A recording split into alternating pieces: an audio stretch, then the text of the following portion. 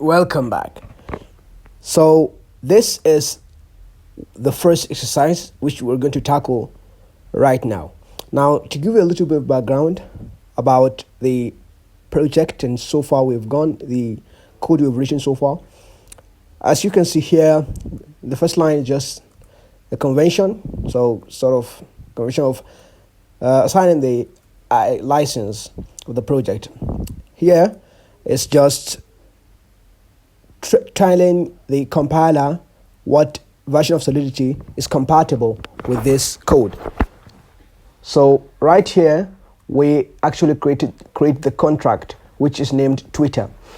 So in this line, it's creating a mapping of the addresses to strings, to arrays of strings, which is declared to be stored in the in public, accessed publicly, and then it's named tweets. Now there's a function which its name is, it's pretty descriptive. Create tweet, it essentially creates a tweet. It takes a string and then it assigns that string to the mapping of a user, which is the user's address. And then here, this function essentially gets a tweet.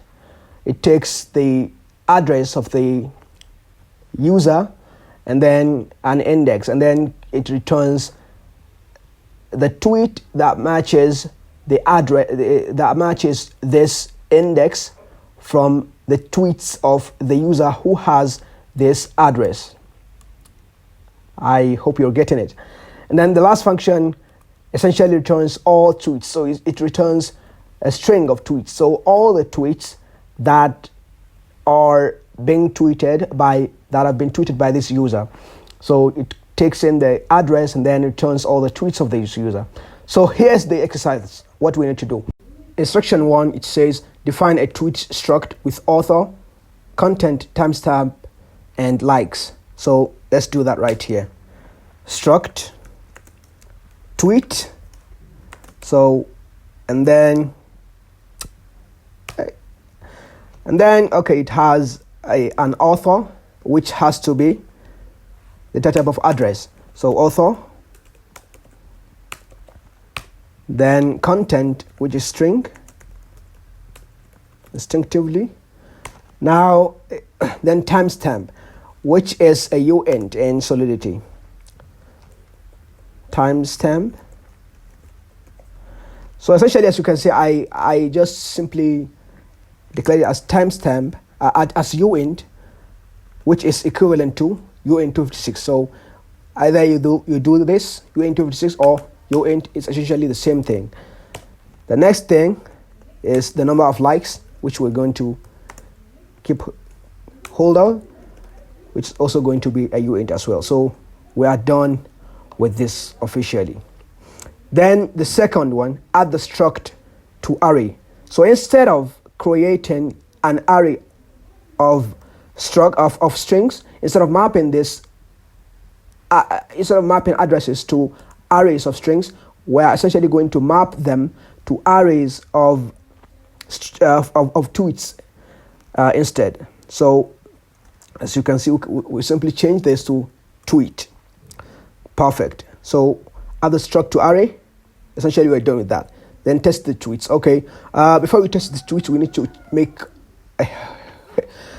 all changes, all bunches of changes. So as you can see here, it takes in a string of tweet exactly, but it assigns it does this, which is essentially not what we want. We want it to instead actually create a new tweet. So let's say create an instance of store this in memory. So call it new tweet. So give it this. Okay, yes, tweet. Okay, so the author is essentially going to be message.sender, which is a. Okay, then the second thing, the content is going to be the string we get here, the tweet. The next thing is the timestamp, okay, which is block timestamp. It's going to be block dot timestamp. Then the last thing is the number of likes, which we are going to simply initialize with 0. So yes, now the next thing is for us to push this new tweet to our array of tweets. So you can do that by saying tweets, yes, message msg.sender dot push new tweet, just like so. Now perfect. We can comment out this code. All right, now you can see we have a whole bunch of errors here. Let's try to figure out why this is giving us this error. So let's hover on it, and it's saying return argument type struct Twitter. It's not implicitly convertible to explicit type so and so. So essentially what it means is we are returning a string instead of a tweet, a type of tweet. So this, and here we need to return an array of tweet, of type tweet, and not type string. So you can see we have no more errors. So let's go and run our code and test it. Compile. Perfect. It has compiled successfully without any errors. Now let's run the code. Deploy. Good. Now you can see here. Now let's create a new tweet. Let's say hello. Click on create tweet. And then let us get all tweets from this user, from this account. And how do I get the address of this account? Okay, I can simply come on here and click copy account. So I'm essentially copying the address of this account. So click here, paste it here, get all tweets. So as you can see here, I have one tweet. It returned one tweet, which is hello right here. Now I can make another tweet. Let's say world, create tweet, get all tweets.